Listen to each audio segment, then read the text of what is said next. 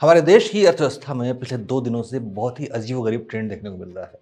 जहां इस सप्ताह शेयर बाजार धराशायी हो गया, वहीं देश का ग्रॉस डोमेस्टिक प्रोडक्शन यानी जीडीपी बढ़ गया है। यानी कि एक तरफ निराशा तो दूसरी तरफ आशा की किरण भी मौजूद है। नमस्कार, उदय डिजिटल स्वागत है आपका। मैं हूं अंशुमान नारायण। अमेरिका में राष्ट्रपति डोनाल्ड ट्रंप के सत्ता संभालने के बाद से ही दुनिया भर में अलग अलग तरह की हलचलें नजर आ रही हैं।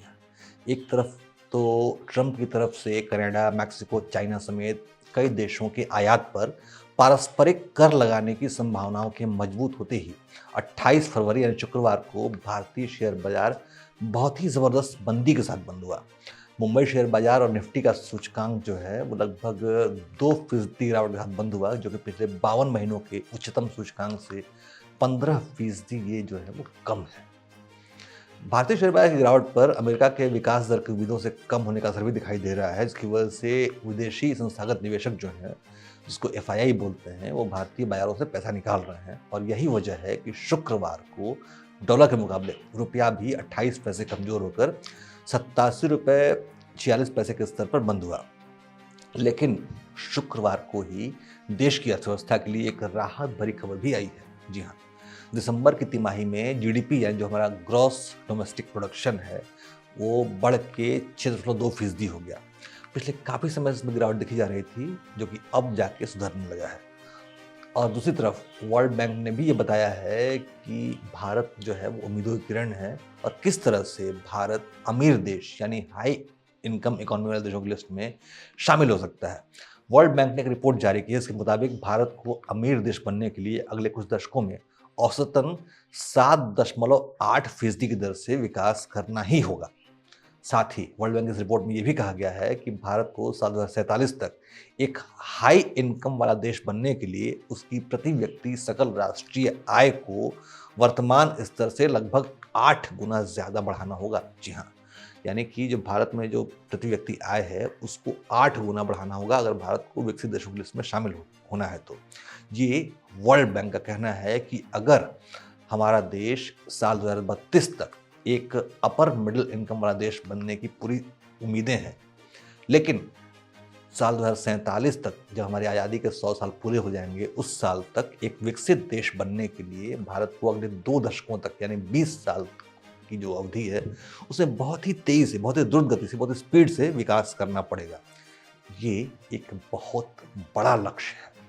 वर्ल्ड बैंक के अनुसार साल 2023 में भारत की प्रति व्यक्ति सकल राष्ट्रीय आय $2,540 थी, यानी कि लगभग 2.22 लाख रुपए थी। लेकिन हाई इनकम वाले देश का दर्जा पाने के लिए साल 2047 तक जो भारतीयों की जो औसत आय है उसको $20,000 यानी तकरीबन 17.5 लाख रुपए तक पहुंचाना पड़ेगा। ये वर्ल्ड बैंक का आकलन है। उस रिपोर्ट में ये भी कहा गया है कि अपने विकास लक्ष्यों को हासिल करने के लिए भारत को जो है वो है पूंजी निवेश, श्रम सुधारों और उत्पादकता को बढ़ाने पर ध्यान देना होगा। यानी कि नए कारखाने लगाने होंगे, नौकरियों के नियमों में सुधार लाना होगा और काम की क्षमता, जो सबसे जरूरी बात है कि जो हमारे कामगार हैं, हमारा जो लेबर वर्कफोर्स है, उनकी क्षमताओं को बढ़ाने पर ध्यान देना होगा। वर्ल्ड बैंक रिपोर्ट में कहा गया है कि भारत को श्रमिक बलों की भागीदारी और रोजगार सृजन को बढ़ावा देने की तत्काल जरूरत है।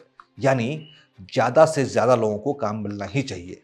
दिसंबर तिमाही में देश की जीडीपी जो है वो 6.2% रही, जबकि पिछली तिमाही में जीडीपी की दर 5.6% थी। यानी कि इस बार इसमें लगभग देखा जाए तो आधे फीसदी से ज़्यादा की तेजी देखी जा रही है। 0.8% की तेजी है, जो कि बहुत ही अच्छा संकेत है। जुलाई 2024 से सितंबर 2024 की तिमाही में जो भारत की अर्थव्यवस्था थी उसमें तेजी से गिरावट देखी जा रही थी, क्योंकि वो साल चुनाव का था और ये पिछले 7 तिमाहियों में सबसे कम रही थी।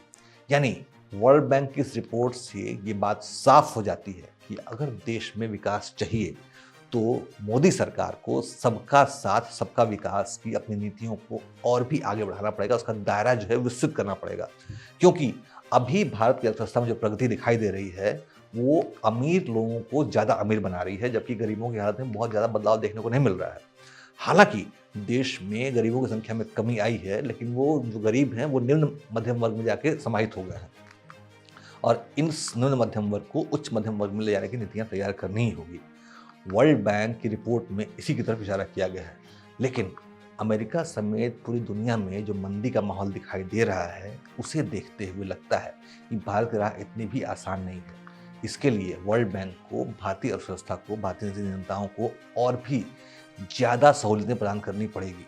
तभी भारत की अर्थव्यवस्था पूरी दुनिया को मजबूत आर्थिक स्थिति, कोई मजबूत नींव जो है वो दे पाएगी, क्योंकि भारतीय अर्थव्यवस्था पर ही पूरी दुनिया की अर्थव्यवस्था का दारोमदार टिका हुआ है।